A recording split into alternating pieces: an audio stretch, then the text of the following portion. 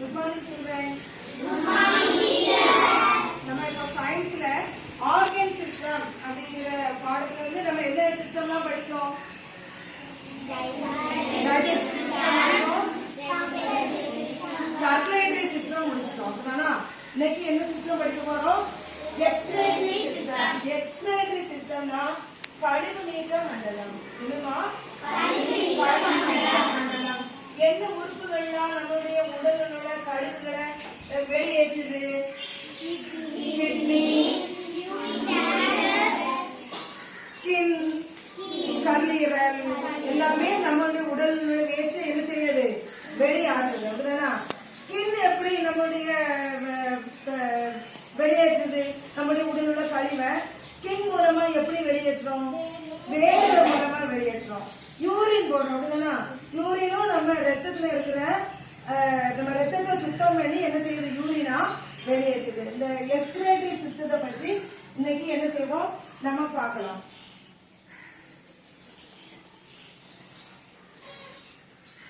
Excretory சிஸ்டத்துல நம்மளுக்கு இன்னைக்கு எடுக்கக்கூடிய பாடம் வந்து என்னது? கிட்னி. புக்கை பாருங்க, அந்த போர்டை பாருங்க எல்லாரும். இந்த கிட்னி வந்து நம்மளுடைய மனித உடல்ல 2 கிட்னி இருக்குது. சரியா? லெஃப்ட் கிட்னி, ரைட் கிட்னி, 2 கிட்னிகள் இருக்கு. சரி, இந்த 2 கிட்னிகளும் எப்படி செயல்படுது அப்படிங்கறத என்ன செய்யலாம் பார்க்கலாம். நான் வாசிக்கிறேன், நீங்க புக்கு கவனிச்சு வாங்க. Excretory system removes the waste product from our body. இந்த கிட்னி வந்து நம்ம உடலில் உள்ள கழிவுகளை என்ன செய்யுது?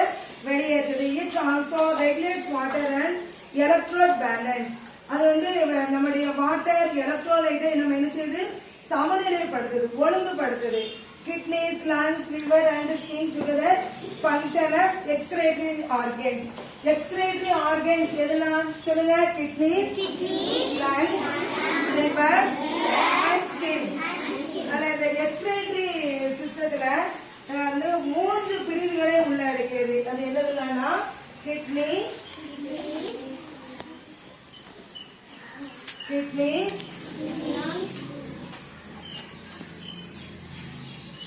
ureters, urinary bladder.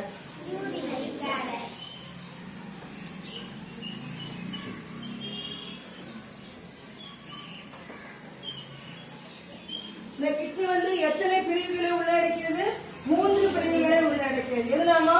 Kidneys, ureters, urinary bladder. இப்போ நம்ம இந்த கிட்னிஸ் மட்டும் பற்றி இந்த பிரிவுல என்ன செய்யலாம் பார்க்கலாம். The kidneys filter the blood to remove waste product and produce urine.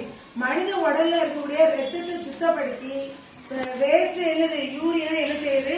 வெளியேற்றுது. அது எப்படி? எதனுடைய வேலை? கிட்னியினுடைய வேலை.